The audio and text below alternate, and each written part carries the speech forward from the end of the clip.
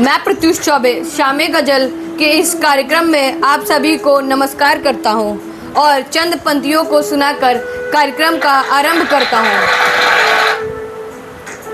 सपना क्या है नयन सेज पर, सपना क्या है नयन सेज पर, सोया हुआ आँख का पानी और टूटना है उसका जो जागे कच्ची नींद जवानी। तो इसी के साथ मैं अपने चाचा डॉक्टर धीरेन्द्र नाथ चौबे चाचा को बुलाता हूँ, वो आए और आसीन हो।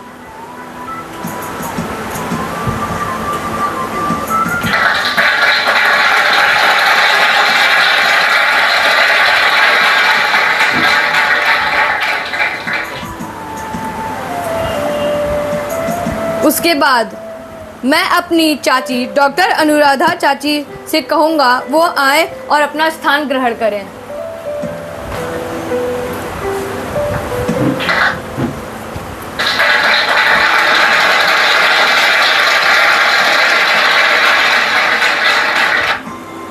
कार्यक्रम के अगले कड़ी में मैं अपनी बड़ी दीदी प्रज्ञा दीदी से कहूँगा कि वो आए और आसीन हो।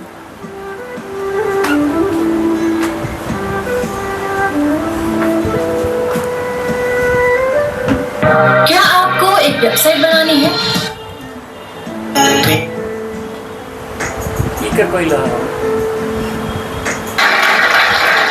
उसके बाद मैं अपने भाई अक्षर चौबे भैया से कहूँगा कि वो आए और स्थान ग्रहण करें।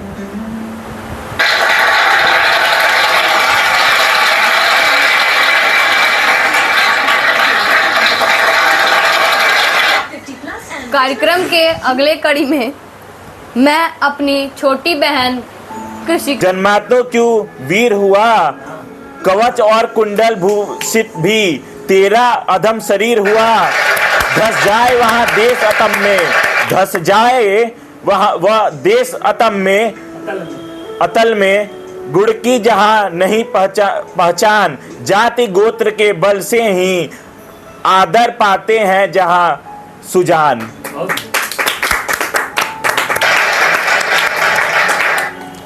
अब मैं आप सभी को रामधारी सिंह दिनकर की जीवन परिचय आप सभी के समक्ष प्रस्तुत करूंगा। स्वागत है।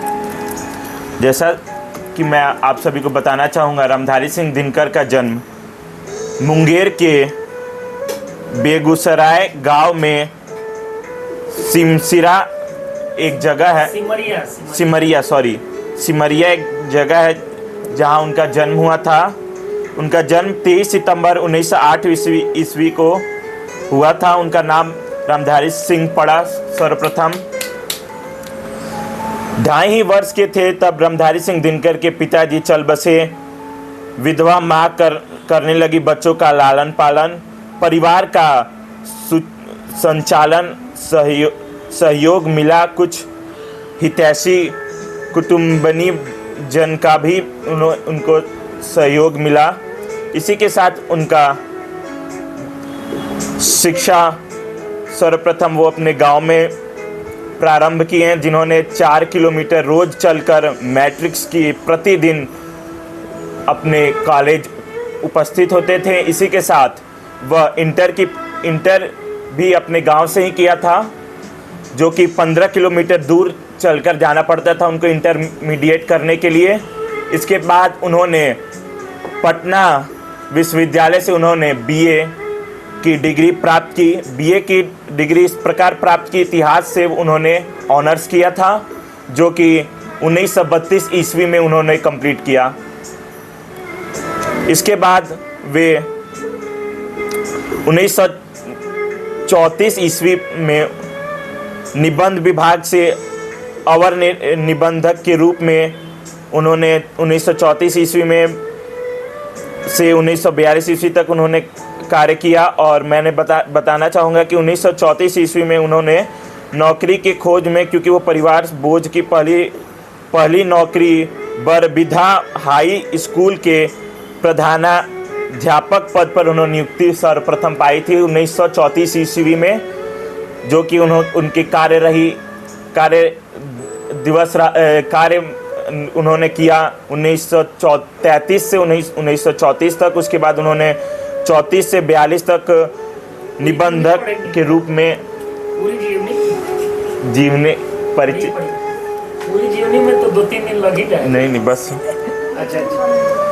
इसके बाद 1943 से 45 तक वो सांग पब्लिक सिटी ऑफिसर, फिर जनसंपर्क विभाग के उपनिदेशक पद पर भी 1947 से 50 तक रहे।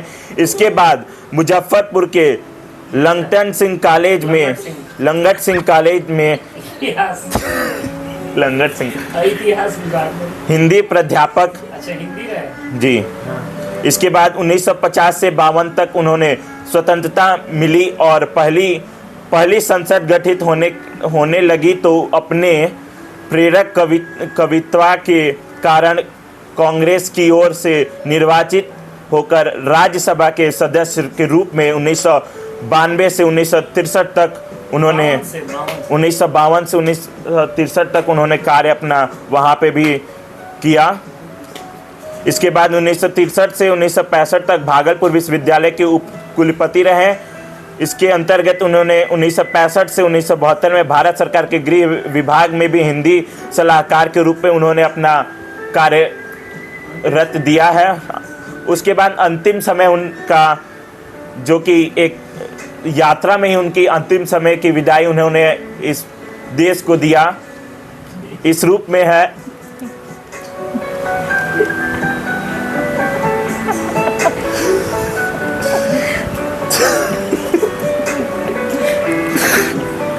आनंद हो गया है। 24 अप्रैल 1974 को रात्रि में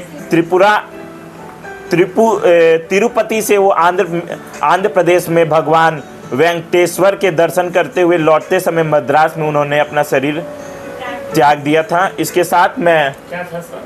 1974 24 अप्रैल को, इसी के साथ मैं बहुत बढ़िया। रश्मि रथी चलिए अगले रश्मि रथी अगले प्रतिभागी। अब आप अगले एपिसोड में रश्मि रथी बता तो पूछ तो लूँ आप सभी से। यहाँ पे उपस्थित जो भी हैं उन लोग से मैं चाचा जी से छोड़ के और सभी लोग से पूछना चाहूँगा, रश्मि रथी का अर्थ या फिर उसका भावार्थ हमें इस मंच के माध्यम से आप लोग प्रस्तुत करना चाहें तो कर सके, नहीं तो मैं हूँ। उसके बाद चाचा भी यहाँ पे उपस्थित है तो मैं कुछ इसमें बोलूँगा नहीं। तो आप सभी कमेंट में भी आप कर सकते हैं रश्मि रथी का अर्थ क्या हुआ। आप सभी जो YouTube, ट्विटर, इंस्टाग्राम के माध्यम से जो देख रहे हैं, मैं सर्वप्रथम कृषिका दीदी से पूछना चाहूँगा कि आप बता सकती हैं रश्मि। 2 मिनट वक्त दे। 2 मिनट वक्त मैं ज़रूर आपको देना चाहूँगा। और भी आप सभी को भी मैं बोल देता हूँ, 2 मिनट से पहले वीडियो को पॉज करके आप कमेंट कर दें तुरंत कि रश्मि रथी का अर्थ क्या होता है। इसके बाद मैं ये कार्यक्रम जी किरणों का सारथी, बहुत सुंदर। किरणों का सारथी, ये जो किरण रूपी जो हम लोग का रथ है जो सुचारू रूप से चलाए उसे रश्मि रथी हम कहेंगे। जैसे कि आपको पता होगा कि महाभारत में कृष्ण जी अर्जुन का रथ कैसे चला रहे थे? सारथी बन के चला। तो मैं आज चाहूँगा कि एक उनका प्रथम सर्ग पहला छंद ही प्रस्तुत कर दूं आप सभी के समक्ष। बहुत बढ़िया। वो क्या कहते हैं, कृष्ण के शंख का क्या नाम था? जरूर हमें बताइए। आपसे भी एक प्रश्न हो ही जाए। शंख तो नहीं पता है मुझे। आप पढ़ मैं कहना चाहूँगा कि आप सबको अगर जो पता हो तो कमेंट में। सूत्र में श्लोक है गीता में। गीता पढ़े होते तो बता। आपको पता 5 जने ऋषि केशव, 5 जन ऋषि केशव चाचा जी जैसा बता रहे हैं, मुझे पता नहीं था। आप सभी को अगर जो पता हो तो कमेंट में जरूर बताइएगा। प्रथम सर्ग मैं आप सभी के समक्ष प्रस्तुत करता हूँ। स्वागत है। जय हो जग में जले जहां भी नमन पुनीत अनल को, जिस नर में भी बसे हमारा नमन तेज को बल को, किसी वृंत पर खिले विपिन में पर नमस्ते है फूल, सुधि खोजते नहीं गुणों का आदि शक्ति का मूल, ऊंच नीच का भेद न माने वही श्रेष्ठ ज्ञानी है, दया धर्म जिसमें हो सबसे वही पूज्य प्राणी है। क्षत्रिय वही भीर भरी हो जिसमें निर्भयता का आग सबसे की होगा निर्भयता की आग सबसे श्रेष्ठ वही है। वही ब्राह्मण है जो जिसमें तप त्याग जिसमें हो तब त्याग। तेजस्वी सम्मान खोजते नहीं गोत्र बतलाते, पाते हैं जग से प्रशस्ति अपना कर्तव्य दिखला के। हीन मूल की ओर देख जब गलत कहे या ठीक, हीन मूल कर ही रहते हैं इतिहासों में लीक। इसी के साथ मैं अपने वाणी को विराम देता हूँ।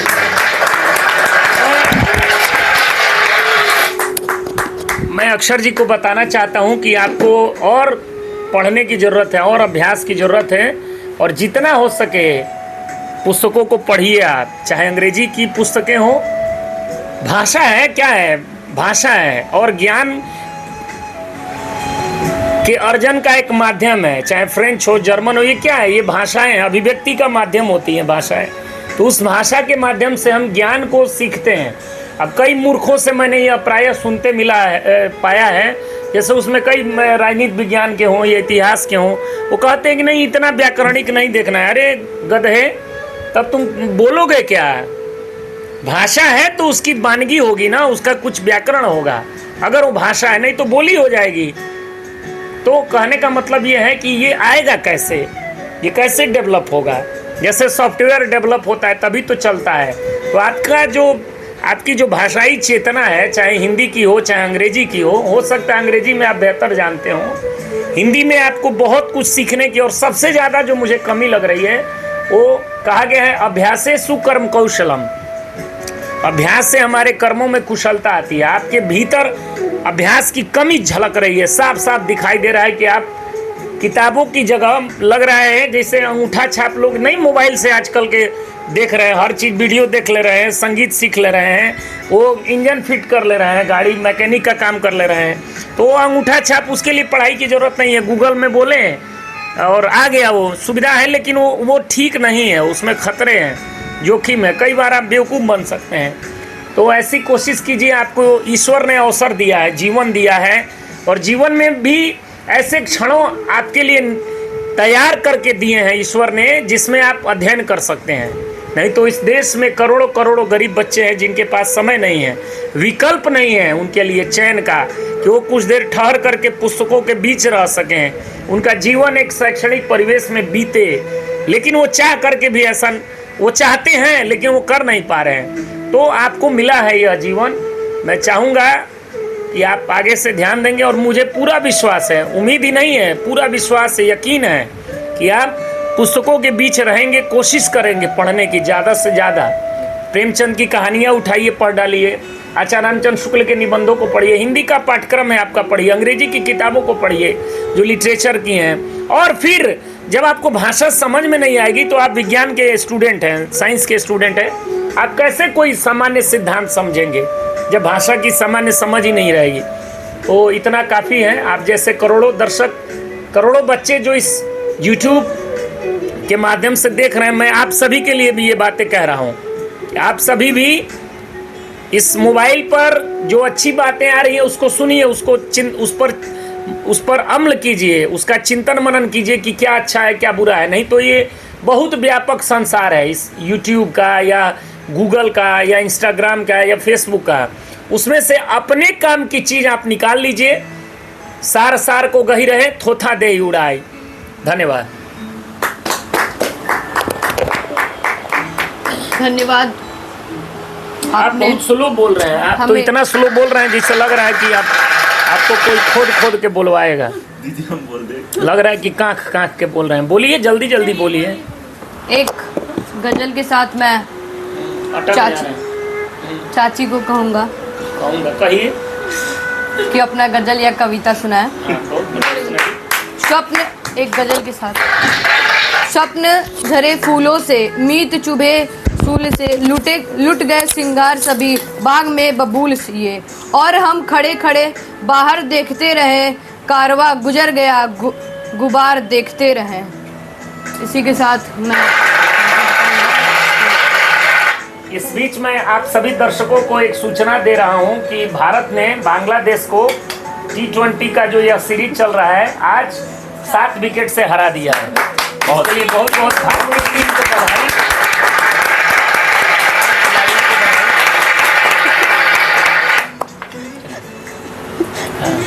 प्रस्तुत करें। Thank you Pratyush. Thank you. और जो है मैं कुछ हाँ बहुत बढ़िया, स्वागत है।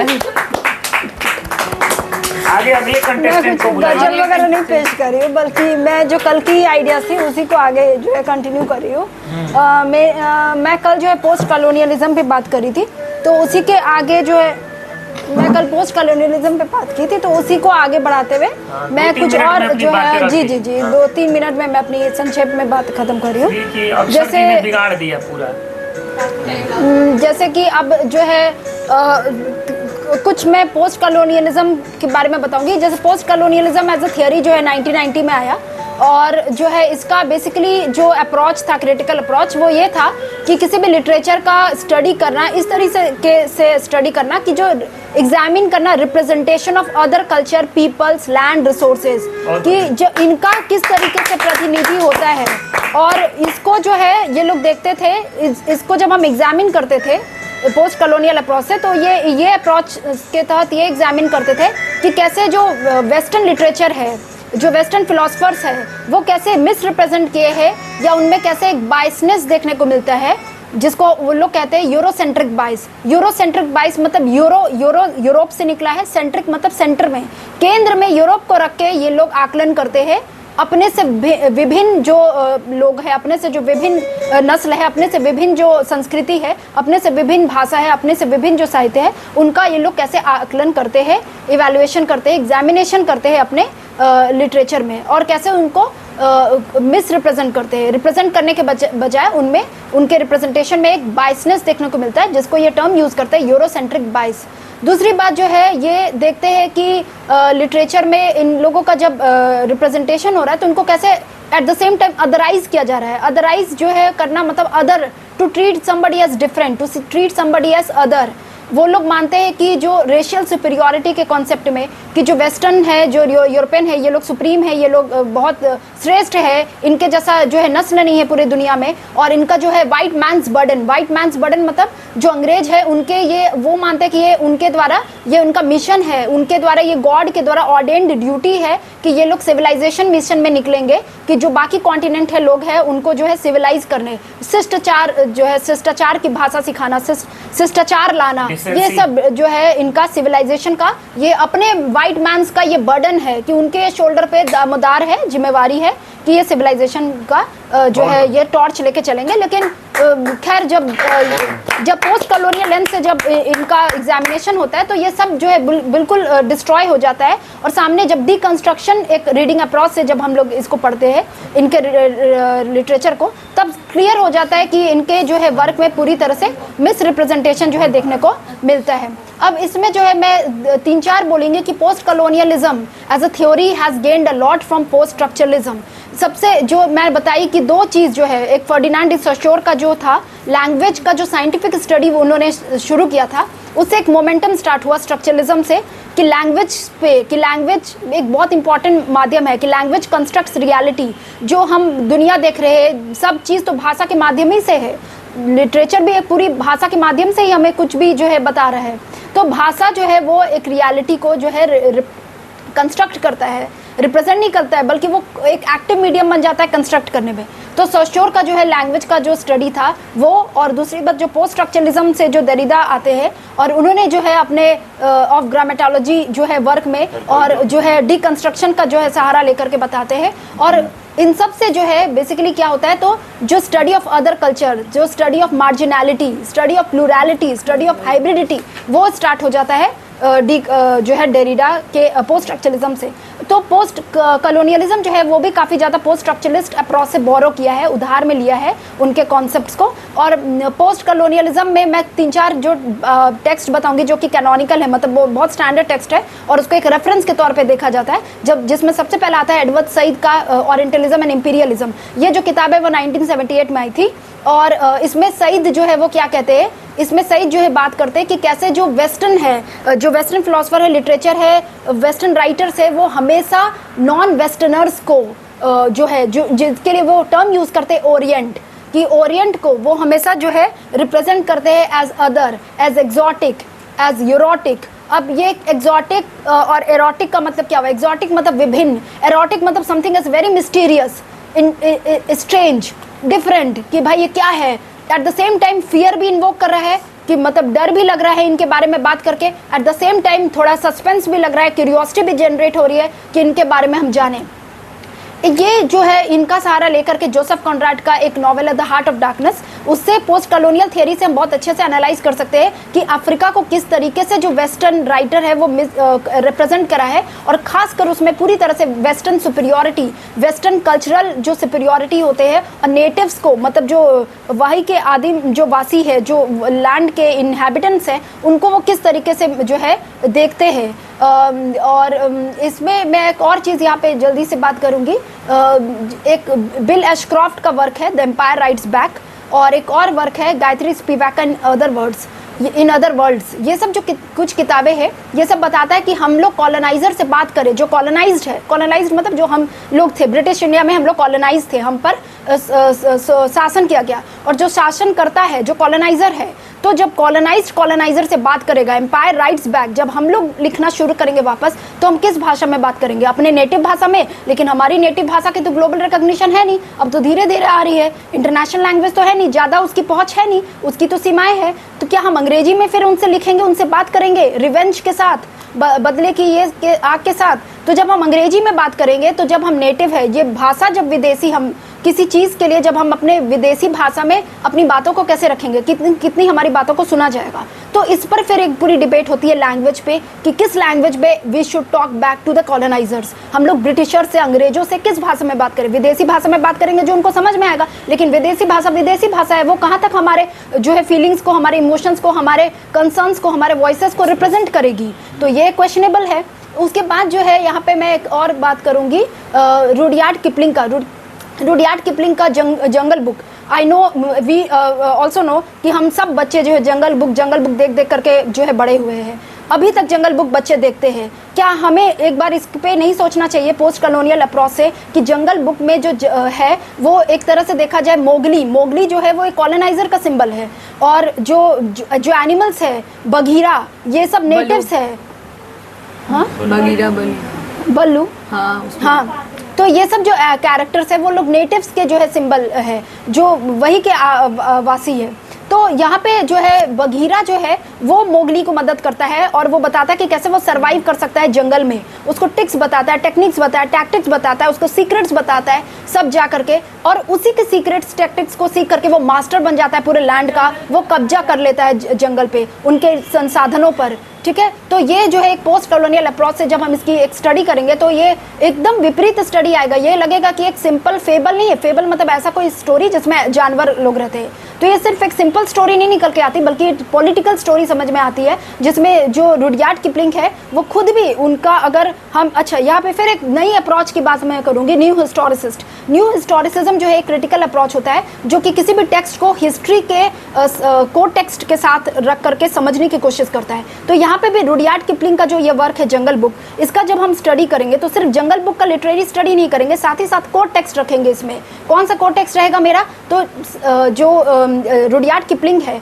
इसके बहुत सारे न्यूज़पेपर में इंटरव्यूज आए, कोट्स आए हैं उस टाइम मेरा के। ये किताब लिखा गया आई थिंक अराउंड 1984, और उसी अराउंड जो है बहुत सारे उसके इंटरव्यूज है, जो उससे उनका बिल्कुल भी माइंडसेट पूरा क्लियरली रीड हो जाता है कि उनके माइंडसेट में पूरा इंपीरियलिज्म घुसा हुआ है। He is working for the Britishers in India. वो ब्रिटिश आर्मी को प्रेस कर रहे हैं, वो ब्रिटिश एम्पायर को जस्टिफाई कर रहे हैं, वो कॉलोनियलिज्म को, उपनिवेशवाद को जस्टिफाई कर रहे हैं। वो कह रहे हैं कि जंगल बुक जंगली है, हमें कुछ नहीं आता, हमें जो है बिल्कुल भी हम जो है सिविलाइज नहीं है, वी आर सेवेजेस, हम लोग जंगली जानवर हैं और हमको जो है इसलिए कोई वाइट मैन्स बर्डन चाहिए in the form of Mowgli जो will come to rescue us, who will come to civilise us. तो ये जो है इसका जो स्टडी है, जब हम न्यू हिस्टोरिसिज्म अप्रोच से भी स्टडी करेंगे तो बहुत 360 डिग्री एक पिक्चर में इमर्ज होकर के आएगा, एक होलसम, एक बड़ी पिक्चर, लार्जर पिक्चर इमर्ज होकर के आएगी कि भाई ये इतनी की सिनेमा नहीं है, बहुत बड़ी पिक्चर इसमें, जो हमें समझ में आएगा कि Rudyard Kipling himself was had a imperialist बाइस और वो अपने वर्क के माध्यम से जो है वो क्या कर रहे थे, जस्टिफाई कर रहे थे। अब यहाँ पे 2-3 और अप्रोच जो है वो मुझे समझ में आ रहा है कि बहुत सारे अप्रोचेस का इंटरसेक्शन हो रहा है।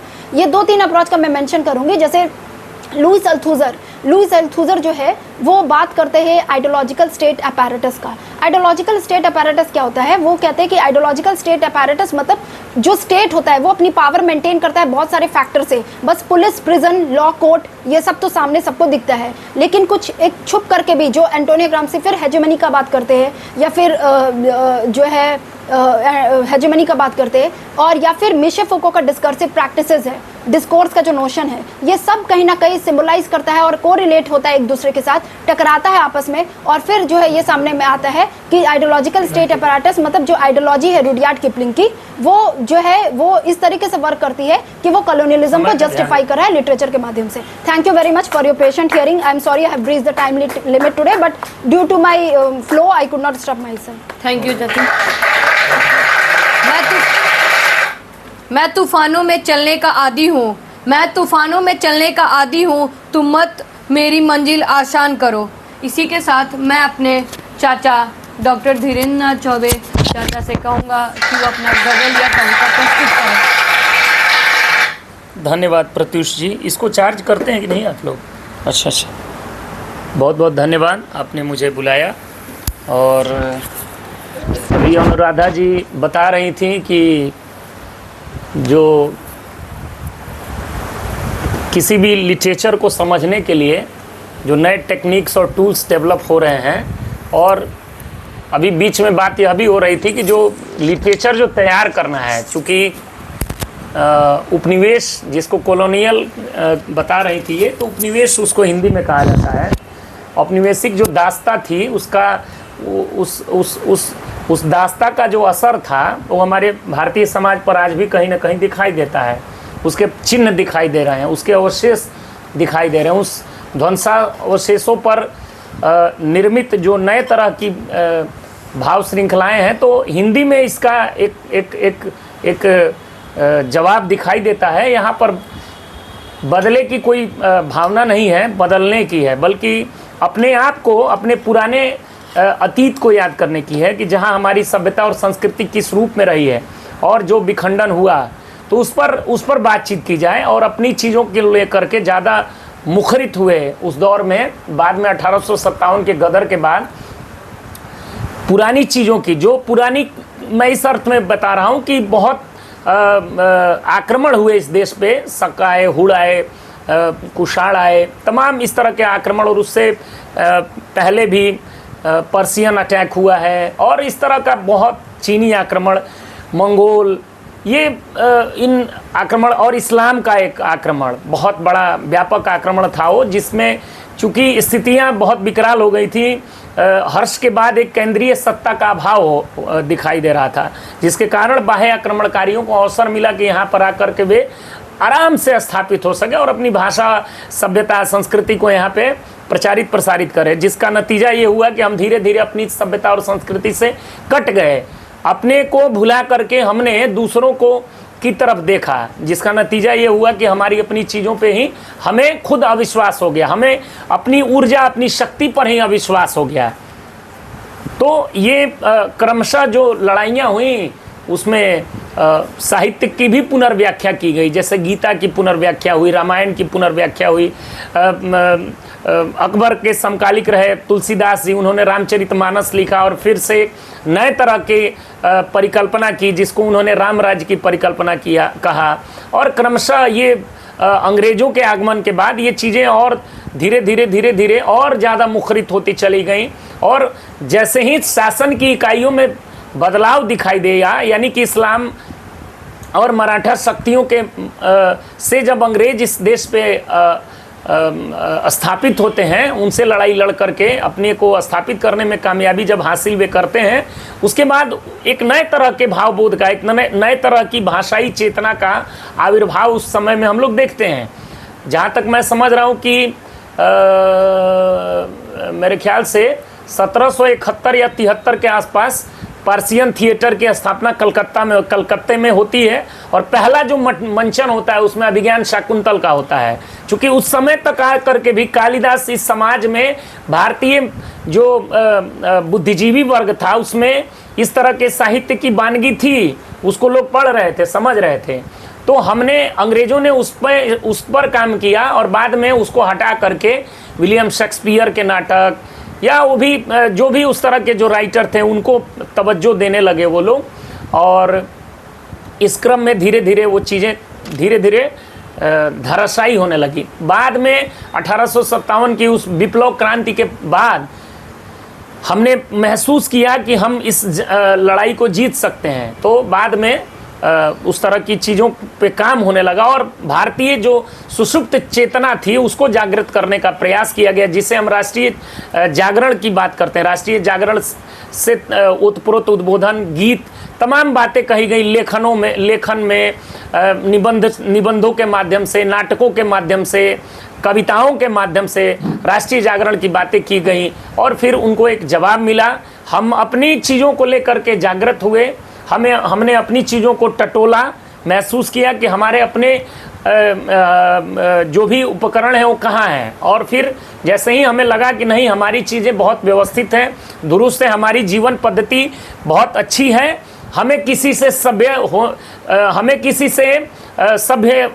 सभ्य होने का प्रमाण पत्र लेने की आवश्यकता नहीं है। हमारी अपनी चीज़ें, हमारी पुरातन जो व्यवस्था रही है वो दुनिया में सिरमौर रही है, उसकी वानगी रही है। संग छद्वम संबद्धम सनो मनांसी जानताम देवा भागम यथा पूर्वे संजनाना उपास्ते, या अयम निज परम गणना लघुचेत साम उदार चरिता नाम तू वसुधैव कुटुंबकम। यानी कि ये जो परिकल्पना थी ये दब सी गई थी, इसको दबाया गया था, फिर वो धीरे धीरे बलवती हुई और हमने विचार किया और उस तरह की बातें कही गई। तो लेकिन अनुराधा जी भी जो बता रही थी एक रिटेलिएट के फॉर्म में, एक जवाबी कार्रवाई के फॉर्म में, वह भी काबिले तारीफ था। और उसमें अल्थुजर से लेके तमाम उन चिंतकों का, देरिदा का, फूको का, और हाँ समय दे तो मैं हाँ बोलिए, टाइम भी हाँ जी समय को देखते हुए। लेकिन यहाँ पे मैं एक चीज़ बता रही हूँ कि जो पोस्ट कॉलोनियल में बदला और बदलने की जो बात कर रही है, हाँ। जो पोस्ट बदलना और बदलने की जो बात की गई है उसमें भी एक फेजेस है। जैसे पहले फेज में जब ये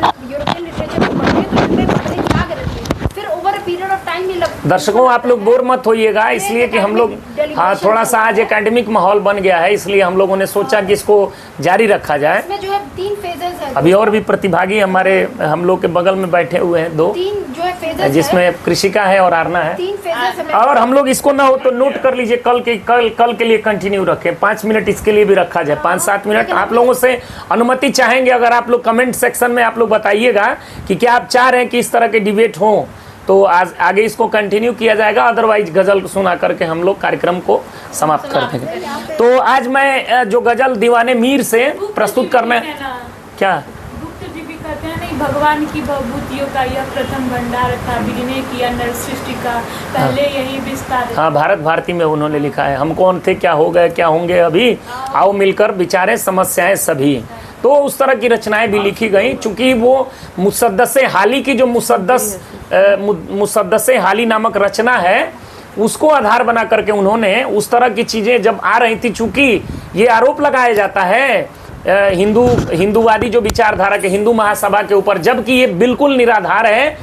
हाली और सर सैयद अहमद खान ने मुस्लिम राष्ट्र की परिकल्पना की थी, 1870-75 के आसपास ही उनके दिमाग में इसका पूरा खाका तैयार हो गया था, और बाद में इसका स्वरूप दिखाई दिया।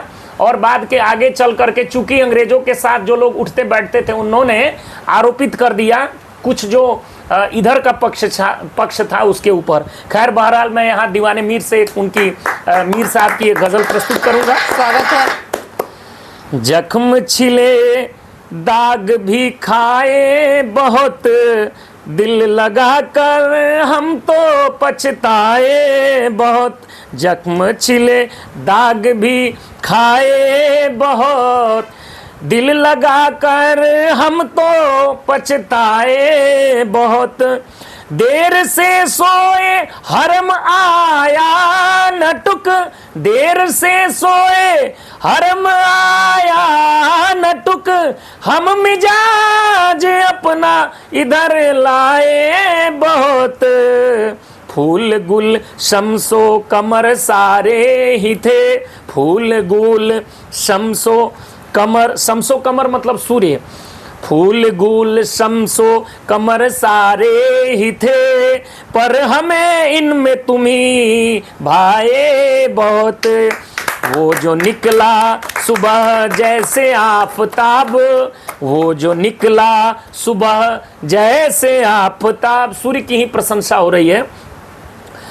रस्क से गुल फूल मुरझाए बहुत, बहुत लोग क्या होता है कि अपनी प्रतिभा के बल पर जब कोई व्यक्ति चमत्कृत होता है तो बहुत सारे लोग ईर्ष्या के कारण मुरझा से जाते हैं। तो वो बातें सूर्य से तुलना करके कही जा रही है। वो जो निकला सुबह जैसे आफताब, रस के गुल फूल मुरझाए बहुत। मीर से पूछ जो मैं आशिक हो तुम, मीर से पूछ जो मैं आशिक हो तुम, हो के चुपके से शर्माए बहुत, जख्म छिले दाग भी खाए बहुत, दिल लगा कर हम तो पछताए बहुत। धन्यवाद। धन्यवाद चाचा। जल्दी जल्दी। हाँ, इसके बाद मैं अपनी बड़ी बहन प्रज्ञा भार्गव बिना विलंब दीदी किए से बिना विलंब किए कहूँगा कि वो अपना गजल प्रस्तुत करे, छंद तेरी हंसी हंसी से। धन्यवाद प्रत्युष। धन्यवाद दीदी। बहुत बढ़िया। मैं आप सभी को आज वशिष्ठ अनूप सर की गज़ल सुनाना चाहूँगी, जो अभी वर्तमान में हिंदी विभाग, काशी हिंदू विश्वविद्यालय के हिंदी विभाग के विभागाध्यक्ष हैं। तो मैं प्रस्तुत करती हूँ अपनी गज़ल। मुझे पतझड़ भी फूलों का नगर मालूम होता है, मुझे पतझड़ भी फूलों का नगर मालूम होता है। रहो तुम साथ तो जंगल भी घर मालूम होता है, मुझे पतझड़ भी फूलों का नगर मालूम होता है। किसी सुंदर गजल सी तुम, किसी सुंदर गजल सी तुम, गजाला सी चकित आंखें, किसी सुंदर गजल सी तुम, गजाला सी चकित आंखें, सरापा जिस्म जैसे गुल मुहर मालूम होता है, मुझे पतझड़ भी फूलों का नगर मालूम होता है। विधाता के हृदय की एक अनुपम कल्पना हो तुम, विधाता के हृदय की एक अनुपम कल्पना हो तुम, तुम्हारा रूप ही जग में सुघर मालूम होता है, मुझे पतझड़ भी फूलों का नगर मालूम होता है। तुम्हारे बिन किसी का साथ भाता ही नहीं मुझको, तुम्हारे बिन किसी का साथ भाता ही नहीं मुझको, सफर में जीवन का मरघट का सफ़र मालूम होता है, सफ़र जीवन का मरघट का सफ़र मालूम होता है। मुझे पतझड़ भी फूलों का नगर मालूम होता है, कोई अनबुझ सी चिंता भी मुझे हर पल सताती है, भरे बाजार में भी कोई डर मालूम होता है। मुझे पतझड़ भी फूलों का नगर मालूम होता है, मुझे पतझड़ बिना विलंब किए मैं अपनी छोटी दीदी कृषिका चौबे से कहूँगा कि वो अपना गजल प्रस्तुत करें। बहुत बढ़िया, स्वागत है। छोटा कोई सुनाएंगे? आप कोई छोटा सा गजल सुना दे, क्योंकि विल- कोई हाथ नहीं खाली है, कोई हाथ नहीं खाली है, बाबा ये कैसी नगरी है। क्या वाह बात वाह, है, बहुत क्या कोई बात है। किसी का दर्द न जाने, सबको अपनी अपनी पड़ी है, उसका भी कुछ हक है, आखिर उसने मुझसे नफरत की है। फूल दवा जैसे महक के हैं, किसी बीमार की सुबह हुई है, कैसे कटेगी तन्हा तन्हा, इतनी सारी उम्र पड़ी है। हम दोनों की खूब निभेगी, मैं भी दुखी हूँ वो भी दुखी है। अब गम से क्या नाता तोड़ना, अब गम से क्या नाता तोड़ना, जालिम बचपन का साथी है। दिल की खामोशी पे ना आओ, दिल की खामोशी पे ना जाओ, राख के नीचे आग दबी है। बहुत बढ़िया, वाह। बहुत बढ़िया पढ़ा है कृष्णा ने, बहुत इसी के साथ मैं एक 4 लाइन की पंक्ति सुना हाँ, के बिल्कुल जरूर समर्पित जरूर। कीजिए। स्वागत है। दिल ना उम्मीद तो नहीं, दिल ना उम्मीद तो नहीं, नाकाम ही तो है। दिल ना उम्मीद तो नहीं, नाकाम ही तो है। लंबी है गम की शाम मगर शाम ही तो है। लंबी है गम की शाम मगर शाम ही तो है। ज्ञापन के लिए बुलाइए। धन्यवाद ज्ञापन के लिए मैं अक्षर भ्राता श्री से कहूँगा कि वो धन्यवाद ज्ञापन करें। धन्यवाद अक्षर, आपने बहुत बढ़िया आज का संचालन किया। जल्दी जल्दी कर दीजिए। अक्षर, हाँ। सॉरी प्रत्युष जी, बहुत प्रत्युष जी बहुत बढ़िया आपने संचालन किया आज। इसी के साथ चंदन चाचा, डॉक्टर धीरेन्द्र चाचा ने भी बहुत बढ़िया बहुत बढ़िया। व्यक्तित्व किया, और इसके साथ ही अनुराधा चाची ने भी बहुत बढ़िया अपना वक्तव्य प्रस्तुत किया इस सामय गजल कार्यक्रम में। इसी के अगली कड़ी में मैं कृषिका दीदी ने भी बहुत बढ़िया अपना बशीर बद्र जो 5-6 दिन से शुरू किया है, वो आज उन्होंने फिर से प्रस्तुत किया उसी से एक गज़ल। इसी के साथ आज प्रज्ञा दीदी ने भी छंद तेरी हंसी का, जो कि सर गुरु जी का है, वशिष्ठ अनूप गुरु जी का है, उनका प्रस्तुत किया गज़ल। उसमें से बहुत सुंदर उन्होंने प्रस्तुतिकरण किया। इसी के साथ आप सभी से मैं आज की सामय गज़ल औपचारिक घोषणा करता हूँ समापन की। धन्यवाद।